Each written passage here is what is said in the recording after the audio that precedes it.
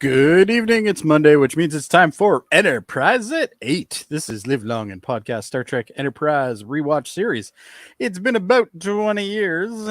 20 years? That's right, Trip. Since tonight's episode, Cogenitor. Is it Cogenitor? Is that how you say it? Cogenitor? Yeah, first aired. But we're just getting started here at Enterprise at 8. I'm Jody Simpson, and I had an intro for Adam, but he's not here, so we're going to skip him. And of course, we're also joined by some awesome panelists. Have to kind of skip it over here. Tonight joining us is Live Long and Podcast awesome producer and the man who lives by the moniker "I'll show you mine if you show me yours." I knew you were going Dave Mater. Yeah, I was like, I'll show you mine if you show me yours. That's an old Earth expression. Although what people don't know is the great thing about Dave is you don't have to show him yours. No, I'll show you mine anyway. Show you his. It's fine. Yeah.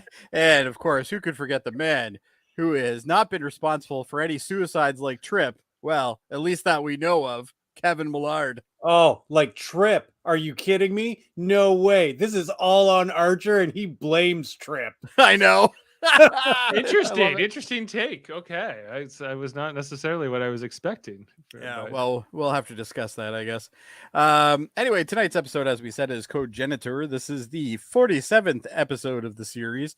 And this is the episode that is about the Enterprise encounters the Visians, a race which includes a third gender of Cogenitors, which are treated as second-class citizens. Well, we only meet the one Cogenitor, but yes. Well, yes, but they mentioned they have others, right?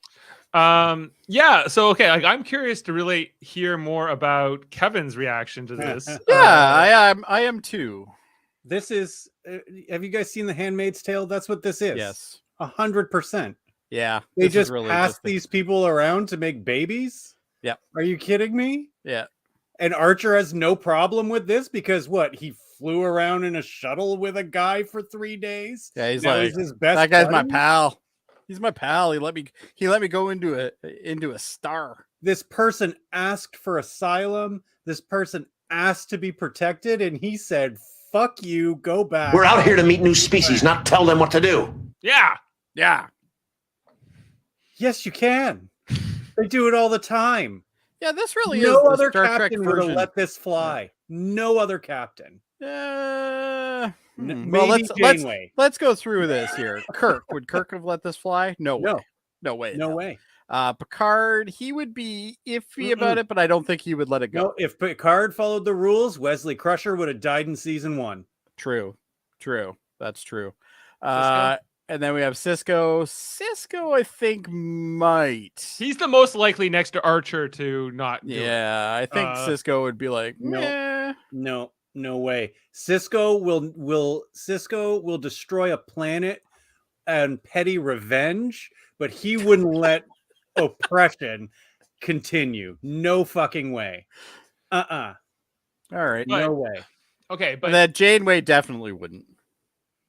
No question. Janeway's Well, the I only- think I they're don't living think she in a would. different era. They're living in like the post-Prime Directive era. This is pre-Prime true. Directive, and I think that they're still trying to figure out what their ethics are. But I think that the episode definitely wants to position it that the correct philosophy is that you don't have a place. Would Captain Pike do it? Captain Pike would get involved. I think he would get involved, yeah. Yeah, because he tried to save that kid in the newest season. Oh, yes. This episode irritates me so much. It's a good episode. I'm going to rate it highly. It is very good. But it irritates me so much because you're right, Dave. The episode seems to be saying that non-interference in this case is correct. It is not. The No. show is wrong. Yeah. But that was the whole 100%. I think that really was the intention of the story, though. The intention, and this is definitely what the narrative that of Star Trek that I grew up on, we all grew up on, was very much in the Next Generation era and into Enterprise, was that you should be more tolerant of other cultures, even if you don't agree with their ethics or their morals. That it's not your place to judge them or tell them how to live their lives. But there is always a line, and it is a line like there's always a line. And what is that line? Well, flat out not allowing. But is that something that's learned later on, though? Live. Like, What? do you think that's learned later on when Kirk gets involved? Kirk's era and This isn't even Starfleet. This is a deep character flaw in Archer and in T'Pol. yeah, okay, I'll give you that. According to Sam, this episode's a 5. All right. Is it as bad as Assignment Earth? No. Oh, wait, where's my Assignment No. Earth? Yeah. Is this no? He's saying Is it as bad as Assignment Earth? Hell no. Non-interference is wrong. I agree with the Handmaid's Tale will scar you for life. My wife watches that, and it's yeah. I watch it. It's excellent. Disturbing at times. Yeah, very disturbing. Yeah. And I don't think it's weird. Well Sam, done, that you though. want a rap album with me, my dad, Jeff, Jaemeel, Jody, and Kevin, and David, and something. I got fresh rhymes, man. I could do it. Yeah, I'm a gangster. I can but rhymes, but you can't write mine. And Dave watched Compton's Most Wanted one, so he's obviously qualified. I did see it once. Yeah, so there you go. And then I listened to a few of the songs after, so I'm pretty hip with it, guys. Let's walk through the episode. Let's do that. And remember, so we get this great star system. And again, the effects in the show don't disappoint. I thought this was good. Yeah, a hypergiant star.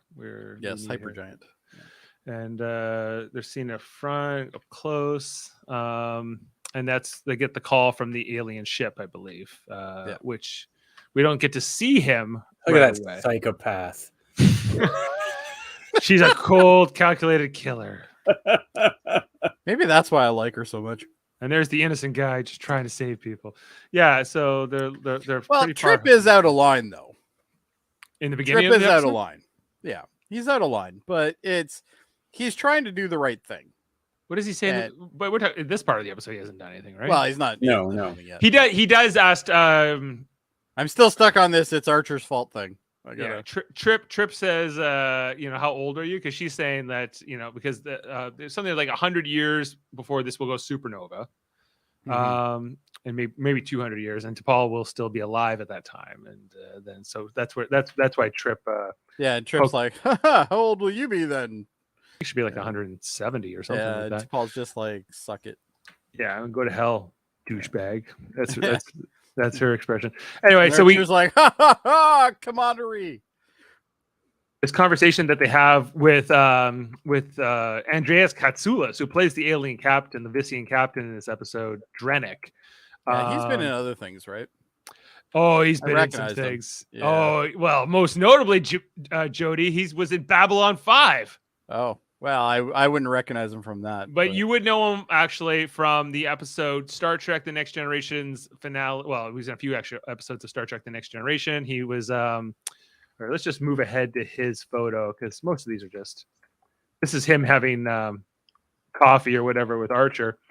And he was the Romulan in the finale of Next Generation's All Good Things. Oh my God, yeah. Oh yeah, he was. Yeah, okay, that's where I know him from. All right. Yeah, where's my clip when I need it? I know I pulled it here. So, Captain, how long shall we stare at each other across the neutral zone? But he played Ambassador Jakar on Babylon 5 and was excellent in that role. Maybe the best member of that cast, and some of the greatest monologues and speeches. And I know you guys don't like the show and don't care about the show. I don't dislike the show. I've never watched it because I just have no interest. But if you believe this guy is a good actor on just that alone, he brought something to that show that made it more than what it was, greater than the sum of its parts. And and he died too young. Andreas Katsoulis, huge smoker. This guy loves cigarettes more than anybody else on the planet. He used to He used to get in his Narn makeup on Babylon 5, and he would just chain smoke for hours. And it would just be, I love this. I know it's going to kill me, and it did. But he had a singular joy for it. I learned that from Babylon 5 DVD commentaries. Anyway, you're like one of 3 people that probably listen to that commentary. Well, maybe. I've had a recently. Davin's watched Babylon 5, and he's like, "Yeah, but I've watched it, but I don't really like it that much." Oh man, You're like so close. so close. Like, so I close. almost had one. I almost had him. I almost had one, but then right at the yeah. end, he pulled the rug from me. Yeah, typical David fashion. He's like, no, Gene Michael Straczynski. I don't like his writing choices, but and fair enough, I guess. But anyway, so there's this whole thing. He talks about like, hey, why don't you come into the star with me, Captain?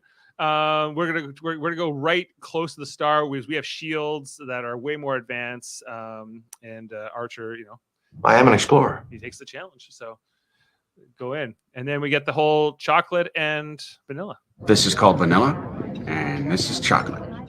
Yeah.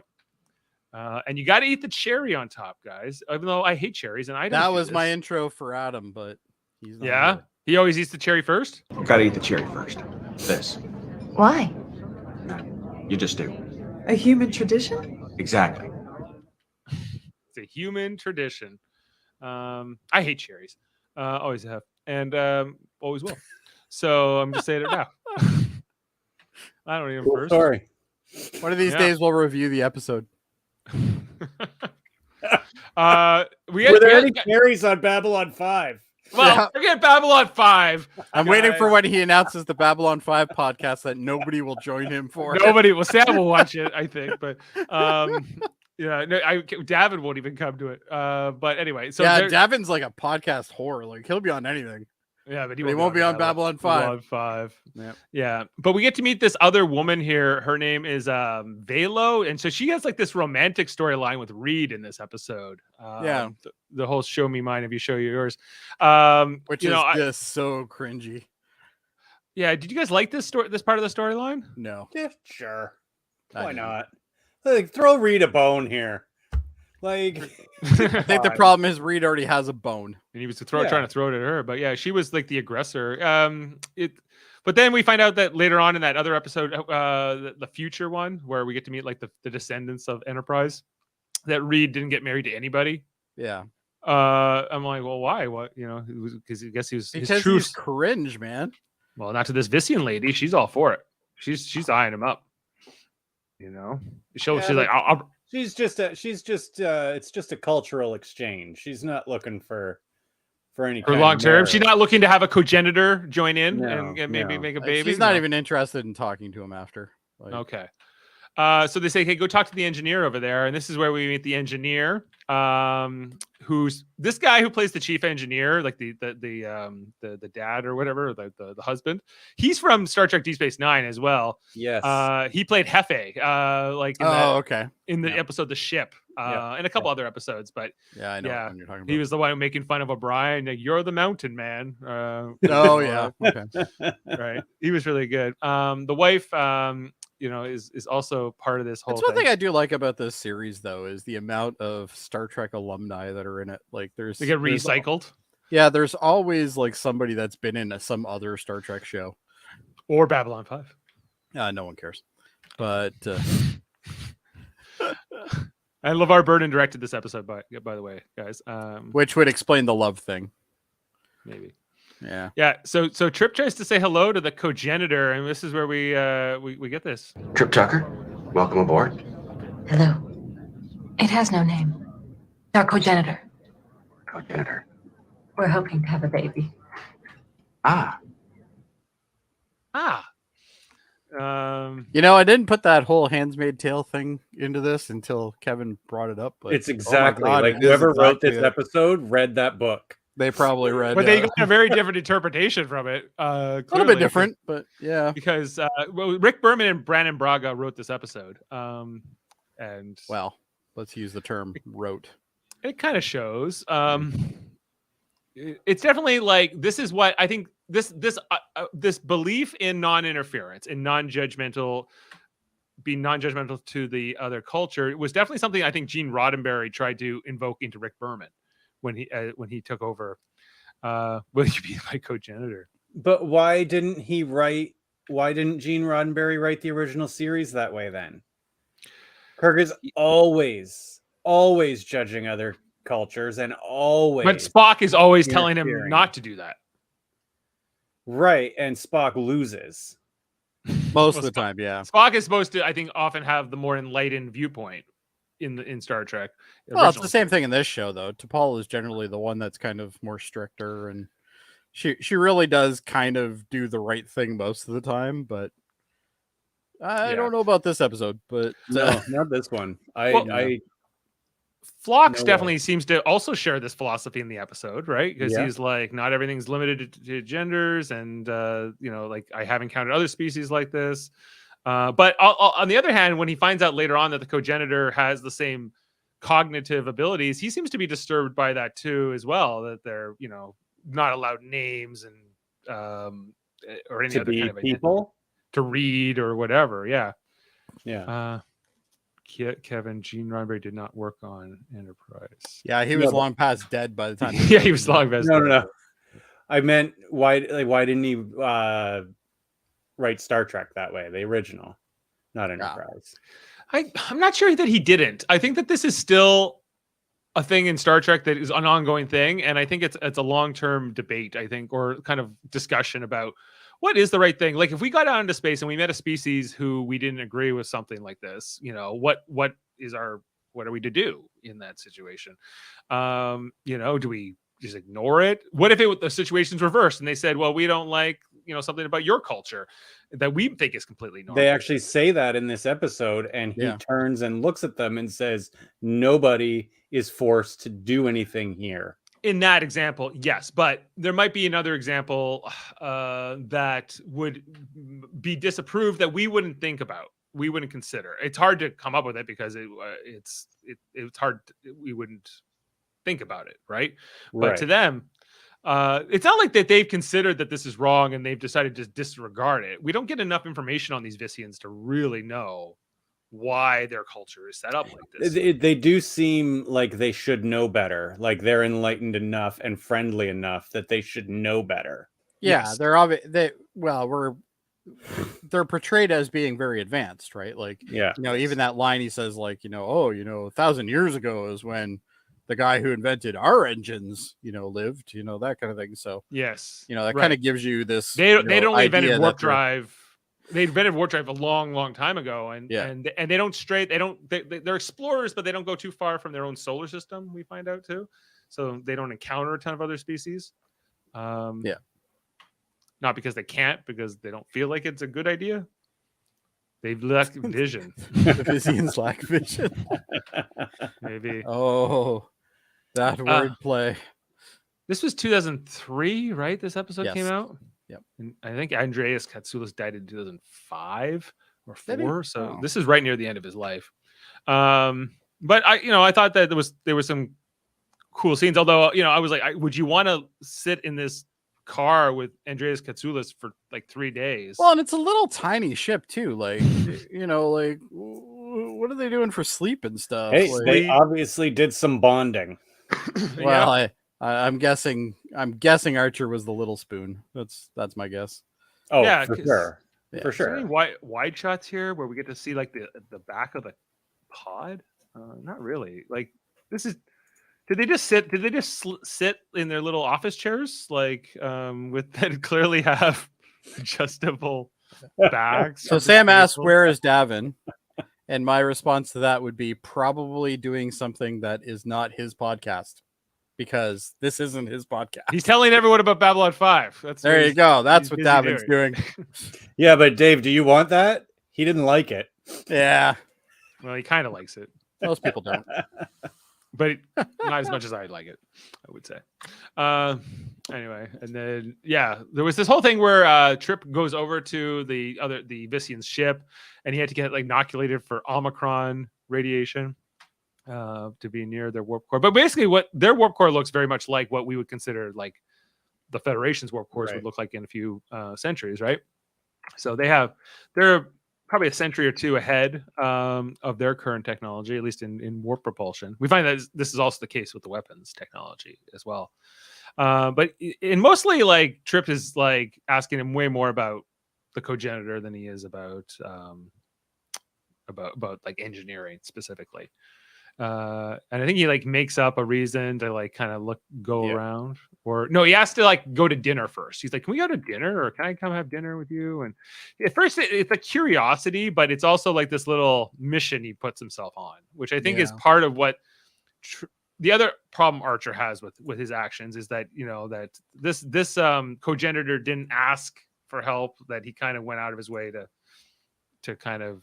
Oh, so if you see someone being oppressed, if they don't ask you for help, you should just turn the other way. It's fine. Yeah. Maybe. Yeah. What? Yeah. No. You think that this is his job to try to teach her how to read? Yes. I don't It is agree his with that. job as a human being with feelings and compassion. It is his job. It is I not. don't know I if would I dare agree with say that. his duty. No. I don't think that's his duty to be the universal teacher. Or to His teach him all. duty as a human being to try and help. But she's not human. She's not human. No, She's but not- he is. Yeah. Right. I think. Yeah, I don't think I agree. Like, because it's you could go out of your way to do this in a bunch of situations where it wouldn't be appropriate. Like, Which one?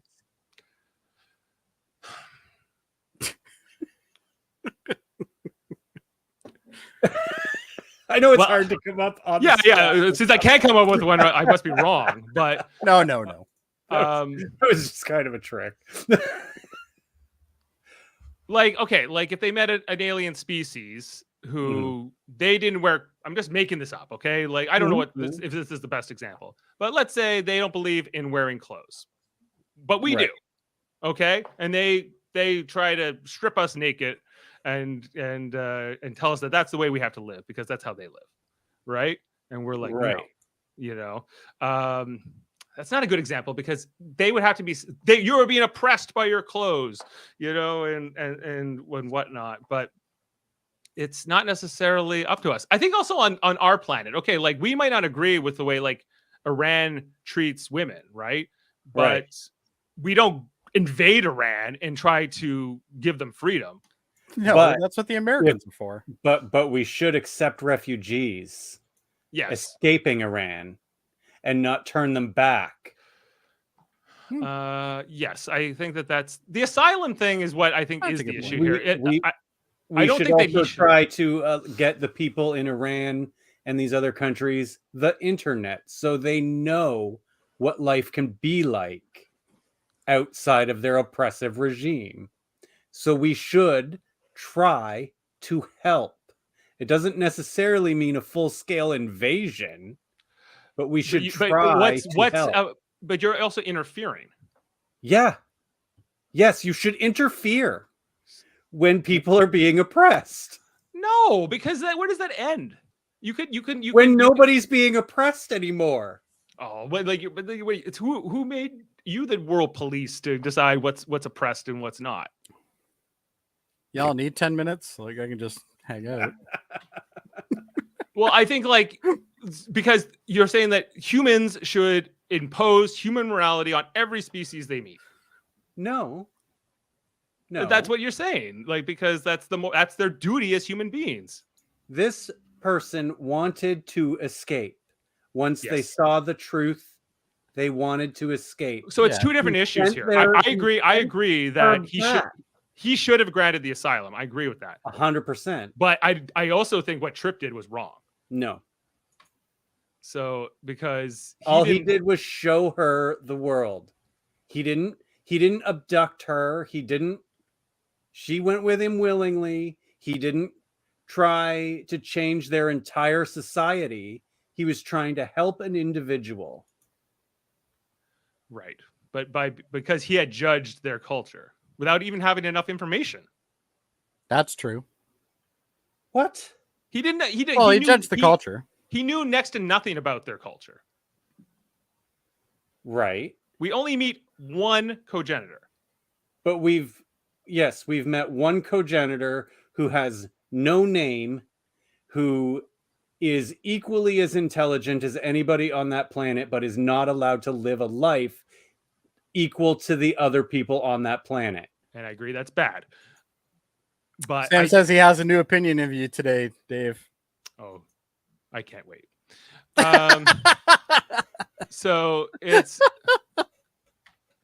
I don't subscribe to the idea that you can go around like, I don't know, judging everybody you meet and then trying to impose your values into their lives. But that's not what he's doing. He snuck onto He's their not ship, imposing his and then values. he brought her onto his ship, and I don't know. Like, all he did was show her the what's possible. That's it. right? What's wrong with that? What's wrong with showing? He has that's not what his assignment is. No one's asked him to do that. That's just him. This is a little side work for him. This is not that you don't get to just go on your little side mission like this. Have you ever watched Star Trek, Dave? They all do this. Right. Well, yes, everybody gets to go on their little side mission. I could have seen this more out of a young. If they given this storyline to Mayweather, I think it would have made a lot more sense. But Or Hoshi. Yeah, the younger character. But to give it to Trip, I think is also the weird part of it, because he's supposed to be like the third in command of the ship, and he doesn't necessarily seem mature, but maybe not. He's, if you were Trip Tucker, you'd be doing the exact same thing. So absolutely. Well, yeah, absolutely. Yeah. All right, let's move on. Well, I think maybe that's the way it makes it a good episode, because there's not a clear cut thing in my mind. Well, to you there is. To me, there's not. I think that this is a little. I think that this is a little bit more complicated. You're wrong, Dave. That's all there is to it. You're wrong. All right, well, that's fine. No, I just like that. And we get the whole stinky cheese scene here with Stinky himself, where because apparently the Vissians, they like fragrance, not necessarily taste, or that's like a neat little add-on to their species that like the smelly things and the aroma of things. And except for this cogenitor aspect, the Vissians seem quite pleasant. But otherwise, but they definitely have this thing. But remember, only 3% of their population is a cogenitor. Yep. Is it possible that they oppress them because their population would die out, or birth rate would get too low? Yes, Dave, you just described the plot of the Handmaid's Tale. Well, yeah. And it's not a feel-good story. It's not. No, it's not. But I've watched a little bit of the Handmaid's Tale, and I can. All I can tell you is after you watch that show, you're very uneasy with things. It's like every time I sit and watch part of that, I'm just like, oh, I feel so bad for even watching this. And it's not like it's terrible. It's good. It's just I feel bad because of the context. Yeah. Which I'm sure is what Atwood wanted when she wrote the original book. And Sam agrees with you, Kevin. Yeah. So. Well, Dave, I knew you would disagree with me. I even said that to Ashley before we started, because you're always on the other side of interfering. You would be a very good Starfleet captain, because you would always follow the Prime Directive. All right, let a bird. Yeah. You'd be a secret admiral before you even knew it. Yeah, I don't think I would break protocol. But like, maybe... think about this situation. Think about this situation with Picard. Mm-hmm. Picard could not have acted like Archer. It would have ruined his character. Yeah, true. I think that the asylum thing, agreed. Like there's two, and I think definitely he would have given Trip a dressing down, but then said he understood. Yeah. Archer just blames Trip for her death and then says, "Get the fuck out of my office." Yeah, the final scene in this episode is actually pretty brutal.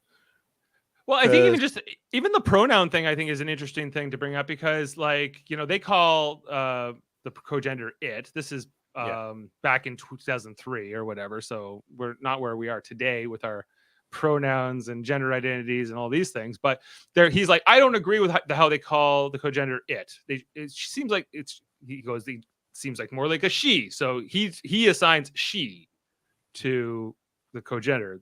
Right. But they didn't ask for that. So either, right? So it was kind of like another thing I was not necessarily approving of. Sure, but that's a bit of a lesser crime. Yeah. Right. I guess like him lying to this guy about what he's going to do while he goes off and like sneaks. Is this where he goes out for dinner? Man, there's a lot of screenshots. This is where they have the dinner, right? Yeah. Yeah. Yeah. And they also said the Cogenitor only eats like once a day or something like that. Like, and here's the thing, like these people don't even seem like they want her to suffer. It's just never occurred to them that this person is a person. Right. Yeah. More of a thing. Yes. Exactly. I would love to know more about the history of their species and know how they got to this place, but because it doesn't seem like it's malevolent at all. It doesn't seem like you don't get the impression that it's malevolent, but it's, as an outsider looking at the situation, it's not right. But it must be.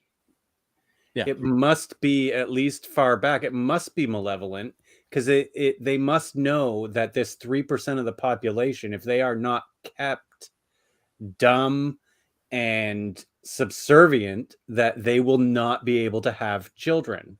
or as many Yes. at least. So at some point, it had to be malevolent. Yes. Right. And maybe they don't think of it like that because it's just been the way it's been maybe forever. I don't know. For thousands of years. Right. Right. Could very well be the case. Yeah. It's hard to imagine that wouldn't come up, because like think about all the things we debate in our own society all the time, things that we used to Right. think were completely normal are not anymore. Right. And so I don't know, like that's a bit curious, but we never see the species again. So it's a little bit of a left on the table. This is where he gets the DNA test of the Cogenitor, and this is where Phlox tells him same cognitive abilities as doesn't matter if you're man, woman, or Cogenitor, you're just as capable and have just as much potential. Yeah. And then more of Archer flying around with Andreas Katsoulis. He even takes the helm at one point. He grabs his balls, yeah. Grab it by the balls and let's go right through. He's like takes him through this like. How could he deny a request from a man who taught him to fly in 5 axes? Yeah, Exactly. 5 axes. What's? All right. Don't even try to get your head around that one. Yeah. Okay. Yeah, I won't.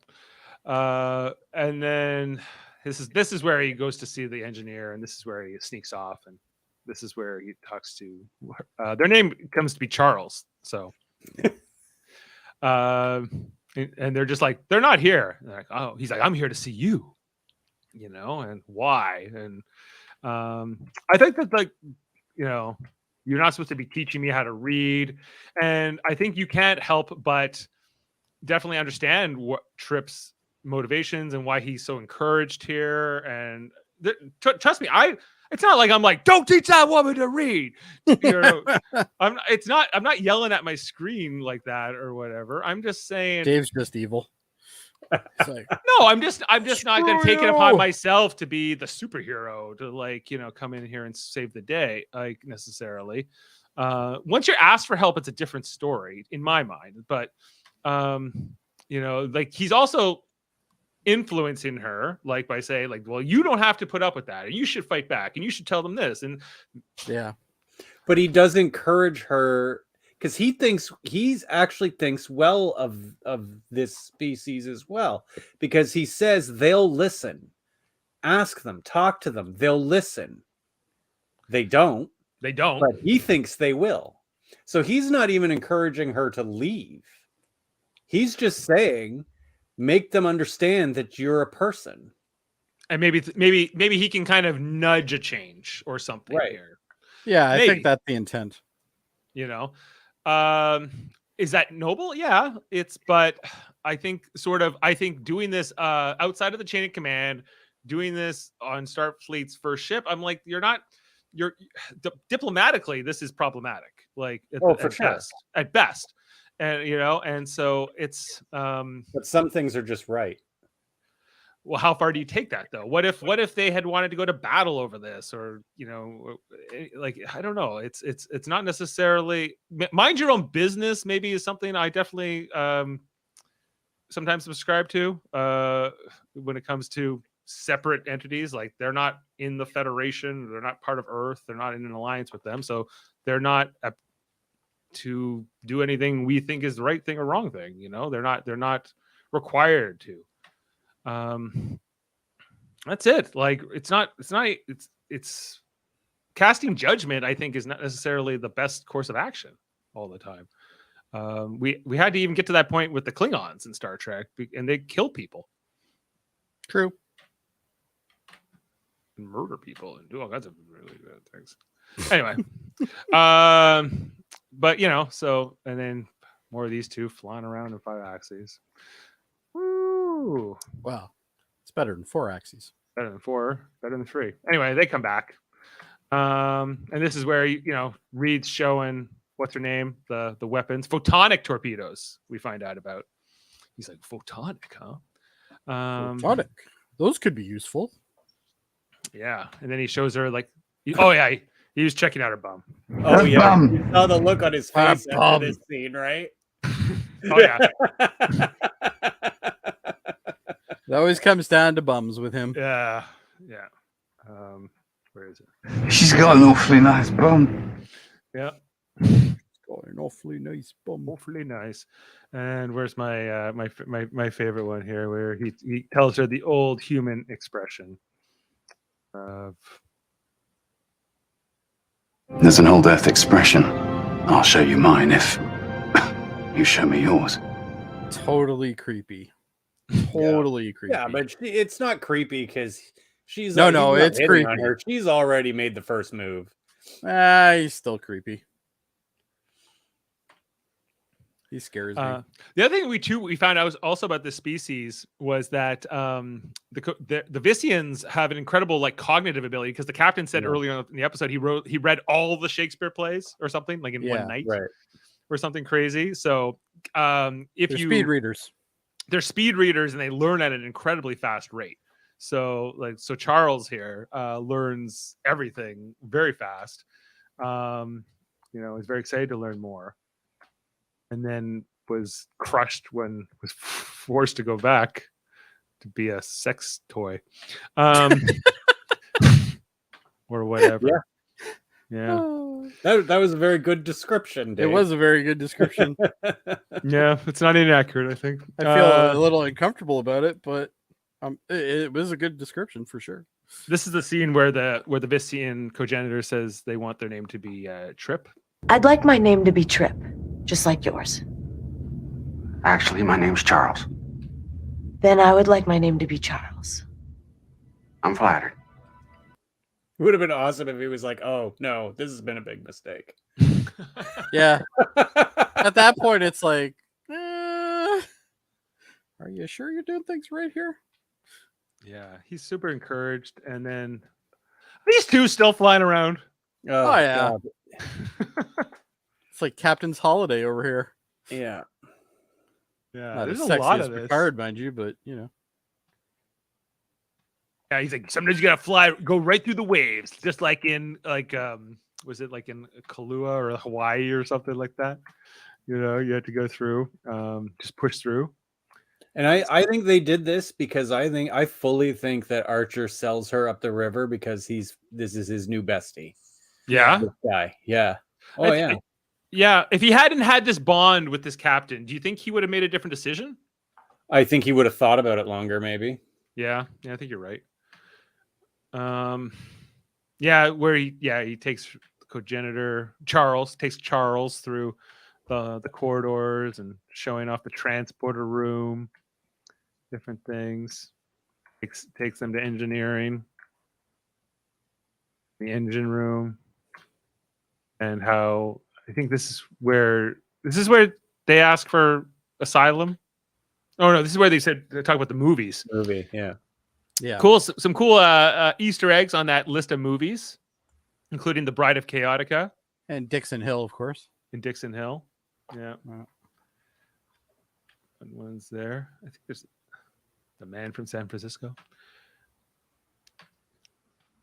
Watches westerns. I think that's where they start. No, they start with The Day the Earth Stood Still. Oh, the science fiction. That's right. Yeah. Yeah. Which is a great movie. Learning Great about movie. great reference in here. Like, this is really a beautiful episode in a lot of ways, you know. I do like this this whole scene here with the, what is this game? Go. Othello. Could be either of them. I think it's Othello. Othello. I didn't actually see them play it, so I don't know. It's what not it was. what's that other one with black and white things? Stratega or something like that, or Stratego. Yeah. Well, I think that. Stratego is just. I think it's just what's it called? I think that's just like the American name for for something. Yeah. Yeah. Well, Charles manages to beat Trip in this game, showing off how intelligent they are, and like, I'll talk to the captain. It's gonna be all right. And then T'Pol calls up Trip, says, "Yeah, they don't want you on the ship anymore. The Vissians are pissed at you. You're blacklisted, bud." Yeah, that's basically what she says. Yeah, she's like, not impressed, and he's like, "Well, you don't even know. They're not teaching her to read and blah blah blah." And she doesn't care. This is why this is hence Kevin's comment, psycho. Psychopath. Yeah. Psychopath. Yeah. But T'Pol's quite content in her ethics around it. And you see, even the shot here where he's like, "Listen up, man. Like, when the captain gets back here, he's totally gonna take my side. You're gonna see, And she's like, This is where the Cogenitor then snuck into in Enterprise, and they're very mad. As soon as our captain gets back, they're going to be taking us away. They say. And then they finally get back. The call is, "You better get up here." There's kind of like, there's some diplomatic incidents happening here. "What's that?" Archer says. And then this this is where he then begins. This is his first of the two. You're screwing this all up, Trip. I got to do bestie. Yeah. I did exactly what you do, Captain. It's not like And I he had did. much choice. I wasn't going to. Will you excuse us, Sub-Commander? Yeah. Get the hell out. He did do how many times has Archer interfered for lesser things? Millions. Half dozen times, I'd say. At this point. Quite a lot. But now all of a sudden his new friendship is in jeopardy. Well, yeah, this clip's a bit long, but I think it kind of sums up where his standpoint is. I did exactly what you do, Captain. It's not like I had much choice. I wasn't going to. Will you excuse us, Sub-Commander? I might have expected something like this from a first-year recruit. I want to But beat not him you. up. You did exactly what I do? That's true. Then I've done a pretty lousy job setting an example around here. True. You're a senior officer on this ship. You're privy to the moral challenges I've had to face. You know I've wrestled with the fine line between doing what I think is right and interfering with other species. So don't tell me you know what I would have done when I don't even know what I would have done. I didn't think it would hurt to teach her how to read. Then you didn't think hard enough. We're out here to meet new species, not tell them what to do. Teaching her to read is no different than you giving them books or movies. Giving them books is a lot different than suggesting they defy their culture. And they asked me for the books. Did she ask you to teach her how to read? No, sir. So I think I know where Kevin stands. Where do you fall in this argument, Jody? Well, I do believe in the whole idea of not interfering, but the thing that bothers me about this episode more than anything is that she asked for asylum. And once somebody asks for asylum, that should be granted, and you should do what you can. And Archer just ignores that. He just doesn't. He doesn't care. He's too busy. I agree with Kevin on that point. Essentially Archer's like, my best friend comes before this chick who needs asylum, or whoever she is. But I I definitely agree with both of you for different reasons. So I'm kind of in the middle here. Well, I think I'm Switzerland compared to you guys right now. We all agree. I think the three of us all agree that he should have granted the asylum request. And Yeah, absolutely. I think we kind of maybe agree that he was maybe influenced by his relationship with Andreas Katsoulis. Also agree with that. Yeah. What Kevin and I disagree on is more Tripp's actions in the first place, for sure. Well, and I agree to a degree with you on that one, Dave, because and Archer kind of says it in his little rant there. He's like, we're not here to change these people. We're here to learn about them. Right. And he was interfering with them. He is interfering with certain things, but the fact that she asked for asylum leads me to believe that she's not happy where she is. And, she wants more for herself. And, that's, so really it's a hard line for me to be able to jump on here because I can see both of your guys' points for sure. Kevin, don't you think even in the spirit of this being a first contact that this is in poor taste? No. Okay. No. In every situation, if you see someone being oppressed in that way, being oppressed so severely, it is incumbent upon you to try to help. I wouldn't disagree with that. I don't know if it's. I don't know if I necessarily. If it ends your career, well, it ends your career. You can't let it continue. Well, you can't save every Vissian cogenitor in this entire society. No, you can't. But the ones that ask to be help saved. The one that is in front of you now. And I still feel like there's not enough information about this culture. We can kind of summarize a few things and make some assumptions, but we don't have enough information. And I do disagree that this is important. I think this is important for a first contact. They just met these people 2 days ago. True. And I just think that that's not what Starfleet is supposed to be doing. Saying we don't like this, and we're going to take this person off your ship, and they're under our protection now, and we'll fight you if you want. It's not nice. It's not nice. There you go. And not what I'd agree with Archer. Well, that's not what they're here to do. They're not on day one. That's not how you. That's not. Well, I agree with Archer until the asylum thing comes up, because at that point, the asylum thing comes up. It's kind of your duty, man. It's something that even if you look at our history, for instance, World War II, if Germans wanted asylum, there was a lot of countries that would do that. They don't want to be part of that, during World War II, for instance, but it's, the asylum thing is what broke it for me, because I was definitely on the side of Archer until the asylum part. And then at that point, I'm like, no. I don't really think that Trip was trying to screw up things, but I think he did go out of his boundary. He went past where he should have went.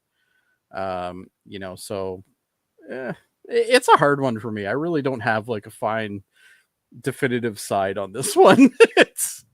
It's brutal depending on what part of the story I'm in at that point, I guess. I feel like there was more time in the episode about him debating why they could have even had a hearing around this. I think that there's missed opportunities in the episode for why just like in that episode with the Qs where Quinn asked for asylum and Janeway's like, there's a proper protocol. Captains are supposed to have an asylum hearing, right?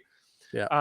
And that didn't happen here. I guess that protocol did not happen. No. Wasn't invented yet. But yet. That protocol might not be around yet. And it was kind of disgusting when they were saying goodbye, and the captain of the other ship was like, "I'm sorry about all this ugliness before." And it's they made a deal. They sent them back, and that death is on Archer 100%. Yeah, the whole him blaming Trip thing is that's pretty shitty. Yeah, he's like, "Oh, so we're cool, man, right? You gave us back the cogenitor." This conversation would not have been as pleasant if he had granted the asylum. Clearly, no. But couldn't have he used his? I mean, this captain says to him, we've gotten to know each other better in 3 days, like than other people who work 20 years, Right. and we're such besties. We're such good friends. Could Archer not have used his influence to help this person? He could have, yeah. But he didn't. But didn't. You think he would have had his ear, especially since this guy can read every work of Shakespeare in one night. So he could probably read a whole bunch of philosophy textbooks that we have on. Yeah, he's clearly an educated man. Like he there's no doubt. You could educate the Vissians so much faster about our morals and why we believe what we believe, and maybe through that means you could make them understand why there's this like huge gap. Because I think to the Vissians in this episode, they just don't even get like, what's your problem, man? Like they don't even understand what you're talking about. And so I'm not saying they're right. I'm just saying that doesn't really track to me for this species. Yeah. They're so kind. Like they're not just advanced, but they also seem good-natured and kind. And even the couple seems pretty kind to the Cogenitor. Yeah. As much as kind as you can be to a slave, I suppose. Right. Well, a sex slave. And this is the whole trope that Star Trek uses, though, which is the whole look at this society, look how advanced they are, and then there's something underneath it, right? Right. Which is, the slavery aspect things, or the Cogenitor in this scenario. Right. And in those situations, Starfleet almost always interferes.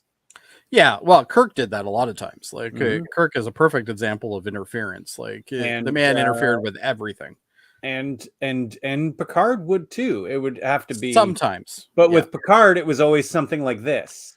One of his crew has sort of overstepped. Yeah, like the pen pal episode. Their duty, but now he has to deal with it. Archer doesn't deal with it. He just says, "Fuck you, Trip." Yeah.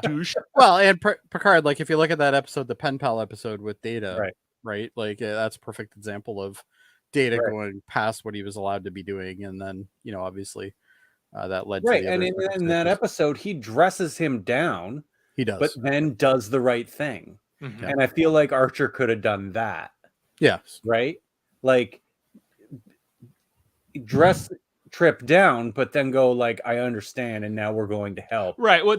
And I think like Sam's point here about Kirk interfered with the Vulcans, and there was some we've seen that the Vulcans judge human culture all the time. Yeah, the Vulcans are very big on interference, and we know that Earth and Vulcan have influence on each other, and I think you can move that needle.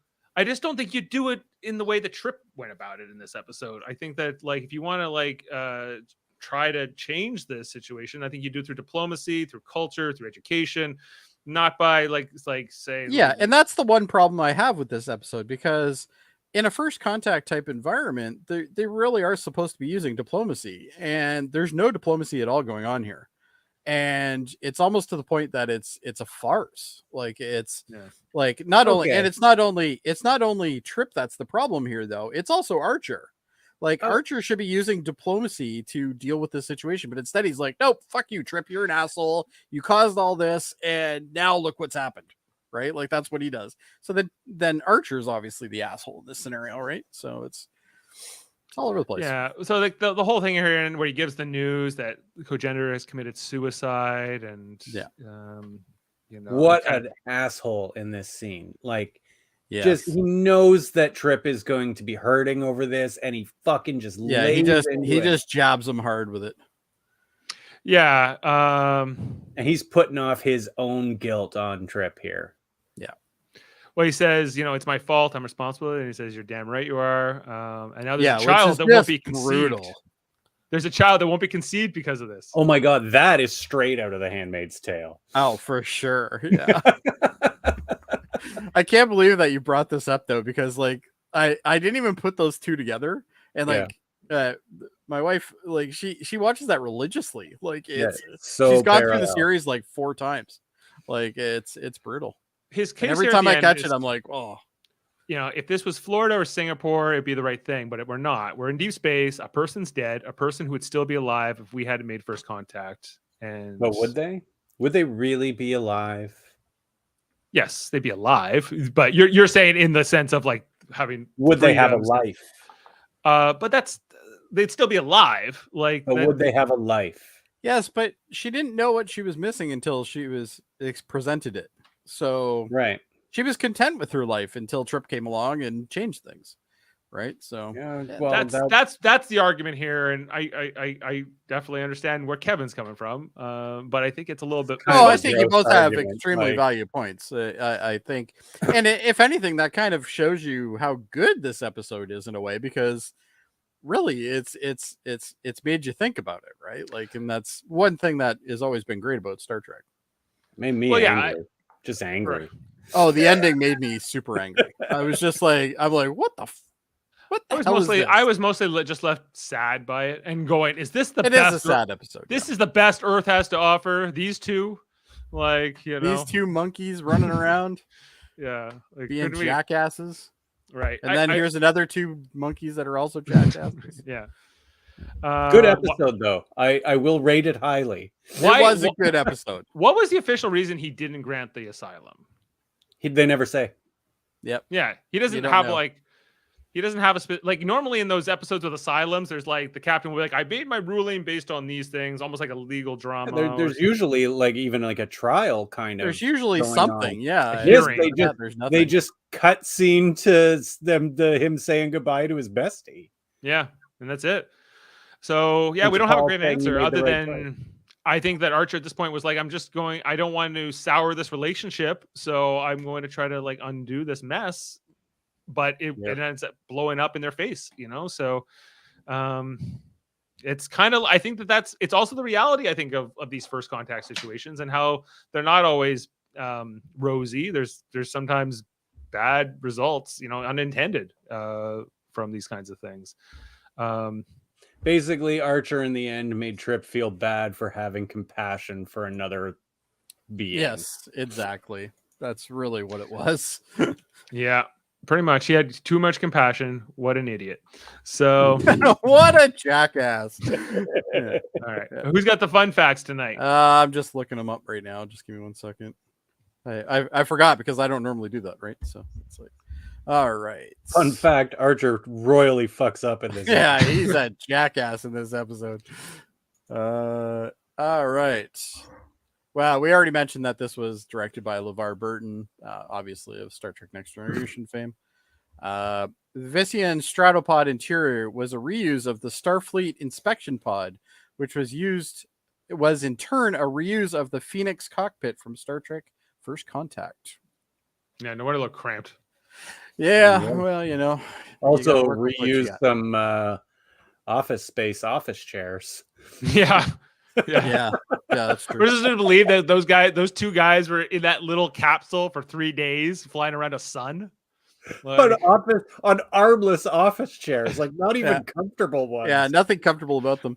yeah. So this episode, guys, was actually one of the 10 essential episodes of the series in the 2008 reference book Star Trek 101 by Paula M. Block. So it was actually rated as one of the essential episodes to watch of Star Trek. I think it's I don't know if it's a top 10, but it's interesting. It's thought provoking, obviously. Not necessarily from like an entertainment standpoint, but I think in just terms of like the moral and philosophical questions that this episode arises, like I think is a good thing. I think that it's that's when I think Star Trek is at its best. You know, like it's the more it makes you think. So far, I think this one is unique to me because I really feel like they do it wrong, and usually they do it right. Right. Yeah. At the end, right? Yeah. Do you think that's intentional or just like the way they? I'm not sure. It could be intentional. It's a well-written episode. It really is. So F.J. Rio, which was the Vissian chief engineer, previously played Enrique Muniz, I guess, in a few Star Trek Deep Space Nine episodes, as well as Joleg in Star Trek Voyager's Repetence, which I don't remember that episode. What is his character's name in Deep Space Nine? Good question. Muniz. Muniz? Muniz. Yeah. All right. Okay, the Federation built Stratopod, like what was seen in this episode, was not developed until Star Trek The Next Generation Suspicions, set in 2369. Dr. Crusher used a Ferengi-invented metaphoric shielding technology on a Starfleet shuttlecraft to enter the corona of a star. Metaphasic, excuse me. Yes, you're right. I don't have an English major or anything, okay? Leave me be. Okay. Jody doesn't read. Oh, here you go. The board game that Trip and the Cogenitor were playing is in fact a real game. Though never mentioned by name, it is a territorial conquest strategy game, Go. Okay. That came out in China in the 4th century and is still quite popular in many circles today. Is it sometimes called Chinese checkers? Is that what this game No, is? Chinese that's checkers not is Chinese checkers. it's the balls star thing, and it's the balls, yeah. Okay. Yeah. But I can see how you could come with that for sure. I wonder if Othello and Go are the same thing. Just one is American. We'll have to look. I'm gonna look it up. You look that up. All right. The piano music played in his quarters by Tucker for the Cogenitor is an excerpt from the first movement of Wolfgang Amadeus Mozart's Sonata in C. So yes, we kind of already knew that because it was pretty popular. All right. At the very end of the episode, Archer informs Tucker of the death of the Cogenitor. Tucker states that it is his fault, to which Archer responds, "You're goddamn right it is." Well, Tucker interfered with the alien culture. It was ultimately Archer's decision not to grant the Cogenitor asylum that led to the Cogenitor's death. Archer's anger may have, in part, been trying to get rid of his own guilt on the matter. So, yeah. Would that have made the scene better if Trip threw it back at his face? It's like, screw you, you suck. He's like, you're just as bad as me, or something like that. Yeah, that would have been all right. Like, maybe I shouldn't have taught her to read, but you should have definitely, protected her. And the last one we got here is the idea of having 3 genders is not that unusual. On Earth, there are several species who reproduce with a male, a female, and an other organism. The female mates with the male to fertilize the egg. The female then implants the eggs into another host organism, where the eggs hatch and the young then consume the host body until they're ready to leave the host. Uh-oh. So there you go. Well, that's not really a 3-gendered species, though. Yeah, not really. No, that's more like a parasite. It's more of a parasitic type thing, like a bot fly or something like that. Yeah. But what if the Cogenitor died? Like, was the host because we don't even know if the women are the ones who give birth, right? No, we have no idea. Yeah. So no, they don't get into that. That could be. Maybe there was even more to this. All right.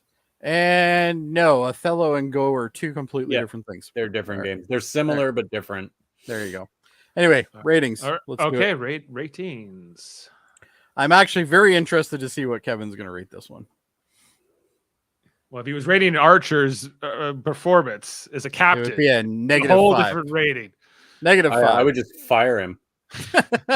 Fire his ass. He's got the nicest boss in Starfleet. You can't get fired. It's a thought-provoking episode. I'm going to give it an 8.5. 8.5 from Jody. Okay, I'm not with us. It's a 9. It's good. I'll go 8.5. Oh, there you go. 8.5. Okay, averaging at 8.7 tonight. So one of the better episodes this season. Last week I give a 7. Oh yeah, Breach? For the breach. Yeah. Well, pretty that was good. like 3 weeks But ago. if it was we were off for 2 weeks. If it was all Phlox and that story, I would have been 10. But I didn't need the planet. Yeah. In that one. Like the rock climbing stuff. Yeah, I didn't need any of that. So I will say, guys, going out of this episode, I am surprised by our ratings. I would have thought it would have been lower. So I'm probably surprised by mine. Yeah.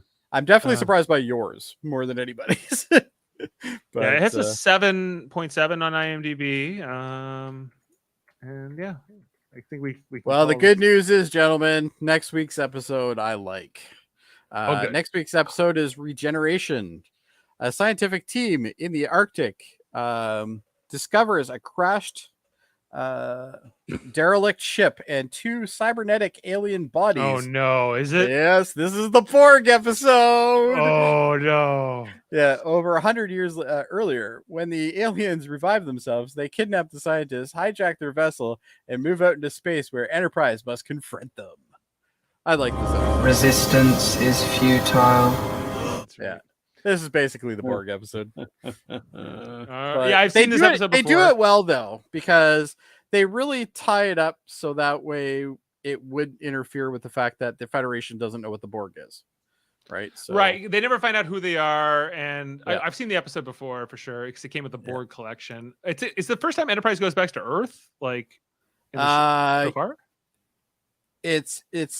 No, because we already had an episode where they went back to Earth. Did we? Because they had to oh no, they never did go back to Earth because No, they were going to, and then they didn't. and then they didn't. Yeah, okay. Yeah. Yeah, that's right. Yeah, I guess this would be the first time. They're heading back to the base. Okay. Yeah. Yeah, like I remember liking the episode. It's like a couple drones from First Contact are like left over or something. And Yeah, basically. Yeah. yeah. It ties into the movie a bit, which is kind of neat. So Should be good. Should be good. but Borg I also episode. like how they handle the fact that Archer and them have no idea what these things are, and even Right. at the end of the episode, they don't realize who they were.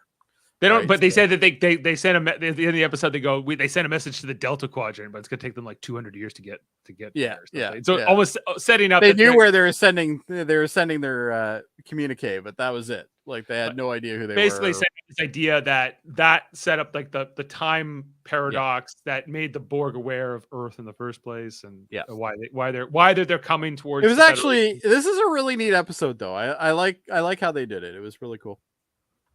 for sure. All right, I'm I'm looking looking forward to that forward one. to it. Yeah, it is a cool episode for sure. We're in, as Devin I think has already mentioned recently, we're kind of in the nice spot of Enterprise just before they get into the Mako Yeah, stuff. I've been enjoying. And the I've been Mako stuff is enjoying- really fun. I like the Mako stuff, but I also, if you like the movie Aliens, you're gonna love the Mako stuff because Well, that's then- it's literally a rip off of that for the most part. Yeah, well, I think that it was always going to be a thing where, of course, they're going to have like a Marine detachment or something on a naval vessel. That's what Marines are. They're naval Oh, they're infantry. naval. Yeah, they're naval soldiers. They're soldiers that get off a boat or a ship. Well, or the spaceship. circumstance that brings them into getting into the Makos, though, is also interesting as well. And then we deal with the species. The fact that the one species, not everybody looks the same. They're actually a species of various different things. All Maybe the kind of, Zindi? the Zindi, yeah. Yeah, So they're all from the same planet, but they're different species, basically. Yeah, they're all from the same planet, and they fight as one collective, but they are completely different species. Which is Right. kinda neat. It always Like reminds me. if we were fighting alongside dolphins. Yeah, basically. That's really what it is. If dolphins could fly their own spaceships, yes. Yeah. Which, Right. well, they Give it probably time, could. man. Give it time. They could. There was a whole area for it. But on, it also the kind of D, feels so- like with the United Nations, or like if we were dealing with Earth, but there might be all the different nation states and how they are kind of collectively together, but Right. they're separate. Yeah, but we're all humans, right? Like it's Right, where in our- the yeah, city well, isn't like that. It's we're the like only- you have the insect people, you have the like, On our planet, there used to be the Neanderthals and humans, Yeah. but the Neanderthals died off. But it's conceivable that other planets would have multiple sentient species. I really Yeah. liked it actually. I really like the whole Zindi arc. It definitely adds value to Star Trek. For sure. I'm excited to get But to this that part next of the episode show. is really fun. The All next right, so episode is really good. Borg episode, and There's not a lot of Enterprise cast in it though. Like it's Oh, that sounds great. it's like, well, it's like you deal with the scientists that discover them and stuff like that first, and then eventually the Enterprise. I shows up always to love them. those episodes like Carbon Creek and yeah. Carbon Creek's a great episode. Yeah. It's totally different, not expected, but it was a good episode. According to the Den of Geek, it's listed as the third best episode behind In a Mirror Darkly and Carbon Creek. So there you go. I would agree with that. It is a really good episode. Yeah. All right. Now, I think In a Mirror Darkly is still my favorite Enterprise episode, but Fair enough. Yeah, well, I two like that one episodes, too. technically. It's got everything in that one. Yeah. It's Okay. fun. Well, All right. excited to talk about regeneration. Thanks for. This is But a what great other discussion. things were you excited to talk about, Dave? I'm excited to talk about Star Trek D Space Nine. Oh, okay. Did you know that we're going to be talking about that tomorrow night here on Live Long and Podcast? We're talking about Really? the episode "You Are Cordially Invited," which is where Worf and Jadzia got married. Oh. Star Trek. That's tomorrow's episode. Oh, You're gonna not a fan. You're gonna be you're gonna be there, Jody. You're right there. You'd be like, I wanted to hear what they had to say about the wedding No. episode and the feats of I strength. love the wedding episode. Yeah, I love the bachelor party and how it's just misery.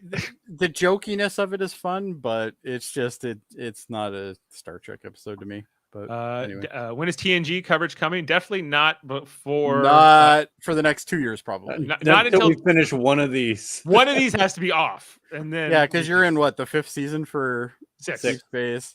We sixth basically have a season? year left of Enterprise and Deep Space Nine. So Yeah, because we're gonna end probably around the same time because we have 2 seasons. we left. still have 2 seasons left. We're near the end of the 2nd season now. In theory, if like we went every week from here till there, Deep Space Nine would finish a bit ahead, but Yeah. The good chance is Enterprise is going to catch up. It's been catching up for a while, so yeah. Except for the last 2 weeks. So No, that Deep Space Nine has been off and on those last few weeks too. Well, I didn't want to cancel tonight, even though it's my daughter's birthday tonight. third week in a row. Yeah, but I'm like 3rd week in a row. I can't cancel. But at this point, so also we'll be talking about the next episode of Star Trek Prodigy, and we've been covering that season this on Thursday. I'll be on with Jessica Chan and Davin Skellhorn on Thursday to talk about that episode. Looking forward to that. It's been a cool season. They just did their Borg episode, and episode 3 of Prodigy, the one we just did this last Thursday, was so funny and so good. I would was really that the one with what's his name in it? It's got well, I don't know if I want to spoil it for anybody, but it's got the guy from Chakotay. Was it the one with Chakotay? Oh, well, he wasn't in the episode. No. Oh, okay. I don't watch it, so yeah. Well, I don't know. Don't spoil it for people. Okay, I won't. Here's a little hint. Live logs and proper. Live logs and proverb. So yeah, there's some really funny stuff. So check out that Star Trek Radio Theater. We just put out the edited version of The Way to Eden. If you didn't know, we're still working on the subtitles, but yeah, that's out there in our YouTube channel and other places. If you want to listen to that edit, I think we're gonna be recording a new one live. I literally phoned it in. You voted. It's great. Yeah. It works really well in the episode. Yeah, where I recorded it because if I was there live, I would have disrupted the entire thing. No, it was good. I think we're gonna be doing something similar because what we're gonna be recording our end of year movies could be Star Trek V, The Final Frontier. What does God need? Oh yeah. Yes, finally took my advice. I threw it to Jeff. I was like, which Star Trek 5 or Star Trek 6? And he was like 5. Oh, 6 would have been more fun. So well, actually, no, yeah, 5 no, would come be on, more... row your boat. Yeah, row. five would definitely be more funny. And sure. and Jaemeel also said it would be great to get Michael Chan as Uhura doing the hula dance or something. Funny.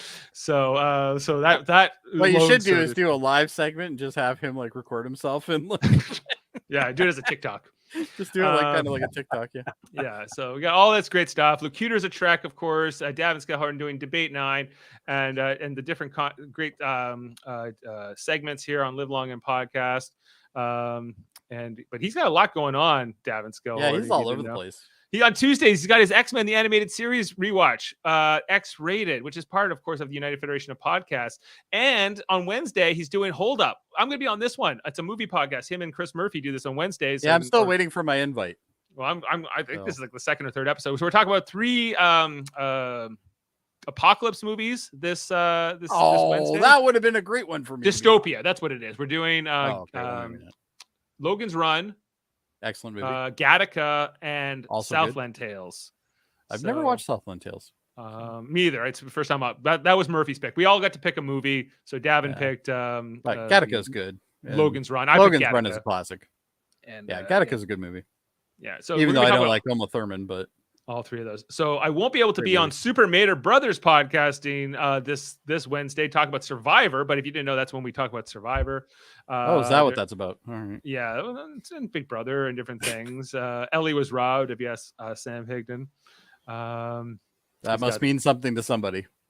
Well, not to you, Jody. Does that mean anything to you, Kevin? No. All right, good. And what else, guys? Of course, here on Live Long and Podcast, United Federation Podcast, Hold Up, X-Rated, Graphics History Podcast, the Hellbound Podcast. Some great content. So basically, there's a lot of podcasts. So many podcasts. United Federation of Podcasts. That's why they're united. Trivial debates. We got trivial debates, guys. There's a music one coming, isn't there? We've got one coming up very soon on November 27th. We're going to be a nighttime recording, actually. We've got Seymour versus Jaemeel versus Ryland Forsyth in a music-themed episode. Oh, Chris's answer is going to be Primus to everything. Yeah, there's some interesting questions in this one. I'll just quickly pull that up. Yeah, bring up the questions. I'll give you my answer. Okay, so movies is which movie moment was most enhanced by music? Schindler's List. That's a tough one. TV. Which TV theme best encapsulates its show? Oh, that would have to be something like Gilligan's Island or something. That's Perfect very, Strangers. You know, Perfect Strangers. Yeah, that's a good one. What is the best solo instrument? Sports is what is? I like the a really best- good solo. Like a what solo? I like a really good drum solo. I like a fiddle. Ah, fiddle. That'd be a good one. Fiddle. Yeah. Banjo. Or a harmonica. Ah, Like harmonica. a There's not enough really harmonica good- anymore. I would say piano. Piano. Oh, piano's a solid choice. What is the best song to celebrate a win? Like We Are the Champions by Queen. Yeah, it's the obvious one. Who is the most influential musician or composer in history? In history? In history? In all of history? Most influential. Who's influenced music the most? And that one I don't know. That's good. How are we going to solve that in like a 10-minute debate? It's like when I was asked when we had the question, what is the greatest city for music in history? And I said Vienna. And everybody was like, what are you fucking talking about? That's where Mozart's from. And wild card, who is the best fictional musician? Fictional musician. That's a tough one. The Crow. He's okay. Uncle Jesse. How about That's a good one. I like that one. Lestat in Queen of the Damned? Oh, okay. So, yeah. Good work. So Or Wayne's World. The girl. Oh, Tia Carrere. Tia Carrere's character, whoever that was. So yeah, for sure. Well, she didn't sing anything that was original though. No. Anyway, but so it was fun seeing her with a snake. Yeah. Sure. I'll leave it at that. All right. Well, I think that's it, guys. I think we'll go. I got a clip here we can go out on. Not a nice one. It's not going to be a long one, is it? It's a little bit. I don't know, but it's not too long. Okay. We'll see you next time, everybody. Live long and podcast. Thanks to the crew, and hopefully Adam's back next week. All right. Yeah, I don't know what happened with him. Hopefully he's all right. It's time you learned to weigh the possible repercussions of your actions. You've always been impulsive. Maybe this will teach you a lesson. Says the man who's impulsive. I understand. Do you? I'm not so sure you do. All right. See you next time, everyone. He's